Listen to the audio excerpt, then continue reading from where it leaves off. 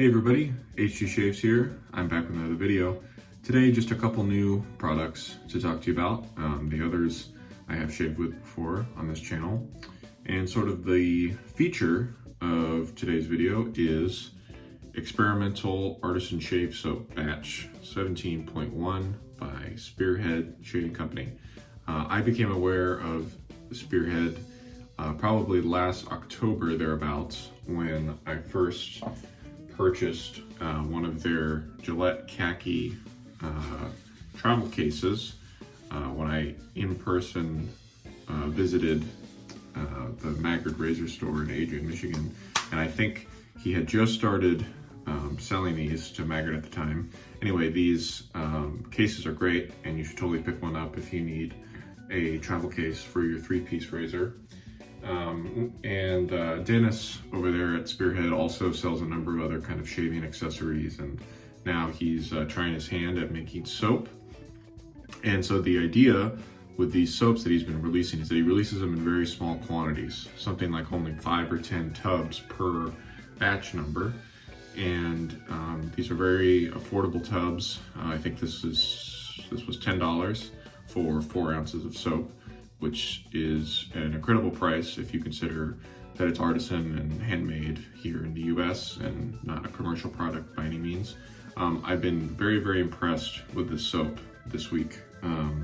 I speak with Dennis in the IRC chat of this wet shaving subreddit, and I first heard how another one of our colleagues had tried out one of these batches and found the soap to be very, very easy to lather, which is something that I'm sort of putting more importance on in 2020 because, well, I still am sort of building up my lather chops, but it's been absolutely the case for me that this has been a super easy soap to work up, and I've enjoyed using it very much. Let me read you the ingredients or point out some notable ones. So it is tallow based, has castor oil, shea butter, cacao butter, lanolin, muru butter, and agave leaf extract. So a couple, well, 3 butters in this soap, which I think help add to its slickness and kind of fatty feel. It does have lanolin and some agave extract. Who knew that you could put that in soap? I'm not quite sure what that does, but I'm gonna have to ask Dennis about it. So the scent on this is just kind of I think a throwaway kind of fragrance that Dennis had in his lab. So I won't really comment on the scent because I know that he is working on getting his own scents once he sort of decides on which base he wants to go with. So let me show you what it looks like in the container. I've been lathering out of this container, obviously. It's kind of a yellowish brownish color, and yeah, let me tell you what else I'm going to be using, and then I will show you a bit more of the lathering process today than usual because I think it is important to show off in detail how this soap loads up. So other items I'm using, got the Rockwell 6C. Just wanted to get back to something comfortable this week after a couple weeks of not the most comfortable razors, I'll say. And then I have my 26 millimeter Timberwolf knot, which I use for testing out new soaps. And then after the shave, I'm going to talk to you about Otter Barrbarr Aftershave, which this is the new formula, which I'm very excited about. So I'm going to go ahead and get some water on my face, and then I'll come back to you when I'm going to start loading out of the tub. Be right back. Okay, got some warm water on my face, and then what I do is I just run this Timberwolf knot under some warm to mild water, and then I shake out most of the water. So it's just got a little bit of moisture in it. And then I'm gonna take my tub here. Let me get the lid out of the way. Take my tub here, and I'm just gonna start loading directly out of it. With this soap, I found I like to wait until I start to see a little bit forming on the sides. So this is where we're at this point. And you can tell by the sound that it's a little bit dry. So I am going to implement a little bit of the ILG Indian lather god, and the Michael Friedberg technique, which is, if you see how the soap is loading right now, it's very dry. So what I'm gonna do, I'm just gonna toss in a few drops straight onto the puck, and then I'm gonna go back in with the brush. Now you get a little bit of suds forming here. And yeah, I've been loading, I guess maybe some people will consider it heavy if you go by the numerical standards that some people like to put to how long you should load a soap, depending on what kind of knot you have. But yeah, like I said, I'm not necessarily waiting for a certain time, I'm just waiting until I start to see it form a bit on the sides. Okay, I'm gonna add a little bit more water here into the tub. Making sure I got plenty of soap on this brush before I go into a face lather. Okay, so that's looking a bit more creamy.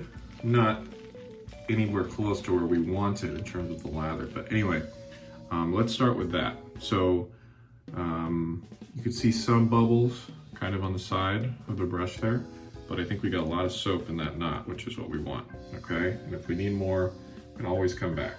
Nothing shameful in that. So now with that, let's see how this thing builds up.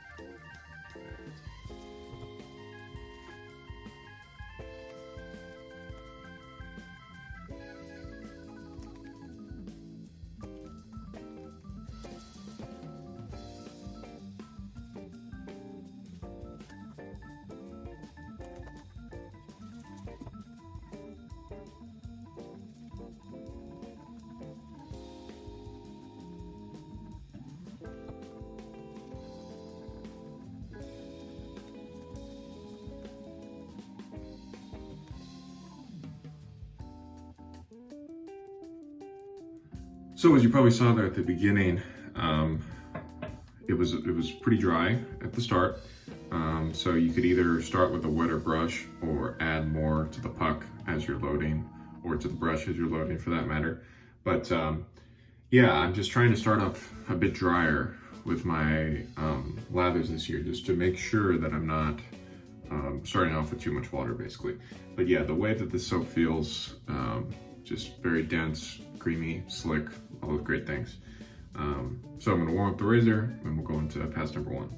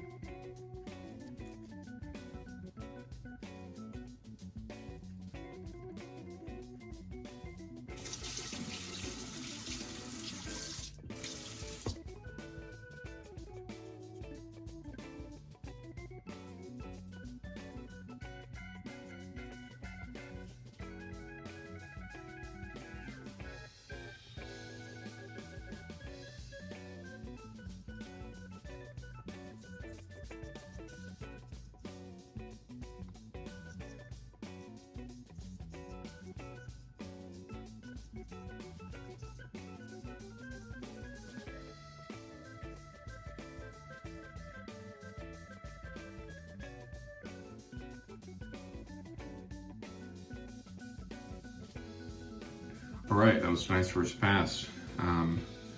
Yeah, I really like the cushion that this soap provides, as well as the slickness, of course, and razor works like a champ. So I'm gonna rinse, come back for pass number 2.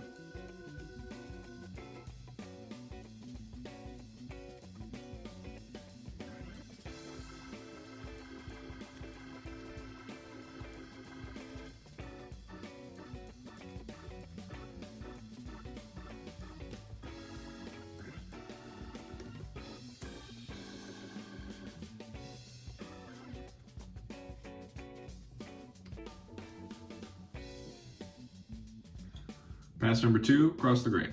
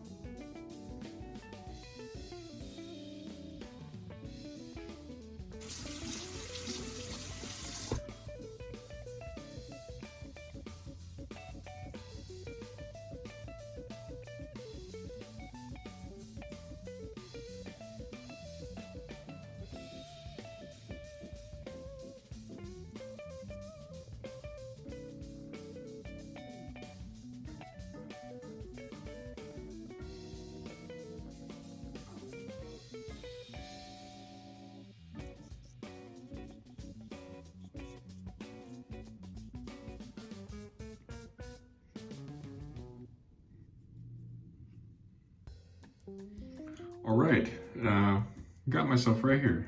I think I did the other day too. Something with my technique. I gotta work on that. I'm gonna rinse it and go for pass 3 against the grain.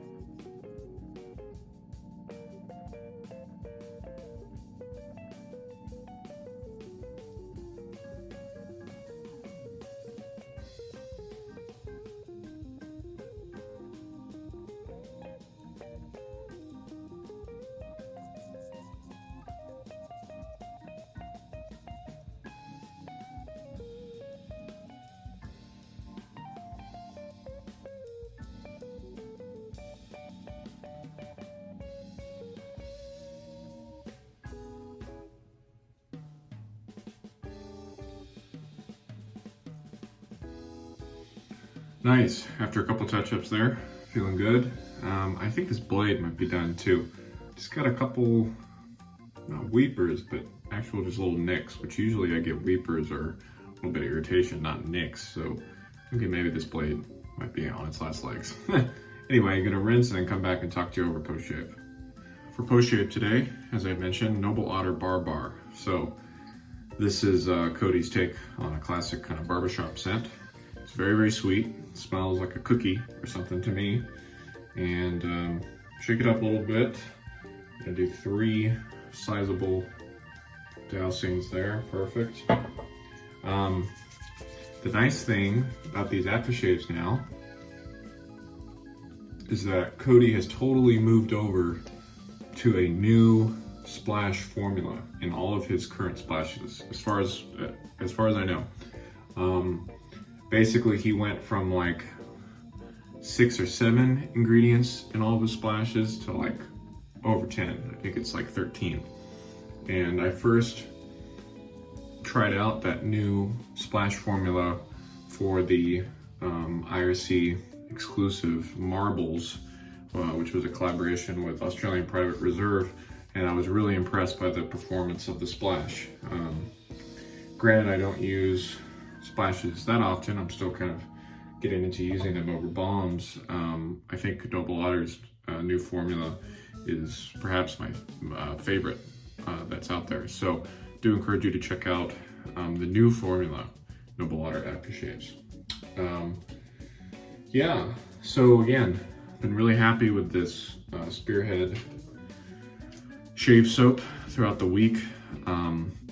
The reason why I think something like this is important is just, again, for that reason of ease of lather. I admire all the people out there that can lather up anything and make it work with, making it look easy without that much effort. But for me, I still am somewhat of a beginner, and I do appreciate a easy to work soap. And so this is kind of the nice middle road of a lot of the, artisan soaps out there. Is it the absolute best soap formula out there? Probably not. But if you factor in cost, ease of lather, and performance, this has to be near the top. So again, I'm very happy for Dennis and what he's doing, and I look forward to him making his own scents, and hopefully he's going to settle on this base right here, the 17.1. I know he's still trying to decide which one he likes the most, but this one works great for me. And yeah, so cheers, Dennis. Happy for you. Next week, I think I have a Rockwell 6S coming in the mail from Michael Friedberg to try out. So we'll be doing that. And beyond that, I'm not quite sure what else is going to be in the shave, but definitely that. Just because I did just use the 6C this week, and it'll be good next week to use the 6S and kind of compare the two razors. So if you made it this far, as usual, thanks so much for watching. I hope everybody's doing okay out there. Stay safe, stay healthy, and we'll see you next time. Thanks. Bye.